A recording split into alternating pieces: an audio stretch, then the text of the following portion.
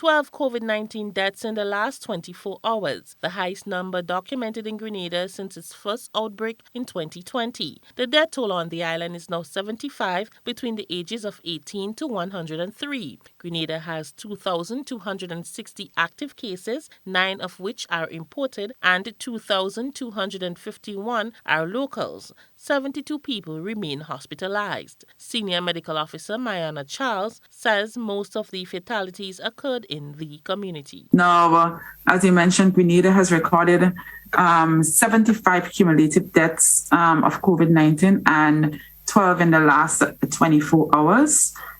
This is indeed an alarming number, but of the deaths we recorded in the past 24 hours, some occurred in the community, so persons who would have died at home, and some occurred in the hospital. And most of the deaths, again, are in persons who are not vaccinated. Families are given a 72 hours time frame to bury their loved ones, far from the norm when it comes to saying goodbye. Health officials continue to advocate the need for the infected population to reach out for help before their conditions worsen, as waiting can lead to death. Charles laid out some of the signs they should look out for when the situation becomes extremely serious.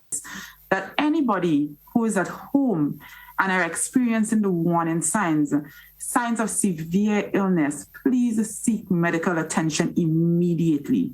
Because we have seen this. Persons are staying home until things are really, really dire, right? And some persons are not even seeking medical attention. So I want to reiterate that. And some of the warning signs you need to look for: persistent pain or pressure in your chest, difficulties breathing, new onset confusion, so persons not knowing where they are, they cannot recognize their family members, those sort of things. Dr. Charles also discouraged persons from self-medicating with drugs that are not approved by the WHO. She says if they do it, it is at their own risk. Our stance has always been to promote evidence-based interventions. We would not solicit or promote any intervention for treating COVID-19 that has not been approved. And ivermectin, sadly, is one of those. So persons, the Ministry of Health does not solicit the use of ivermectin, and persons who are taking this medication, I like to discourage them from that. And they're doing so, sadly, at their own risk, because the medication in itself has side effects. The doctor was speaking on GBN's To The Point program with host Blossom Alexis Welch. For GBN News, I am Rena Pear Thomas reporting.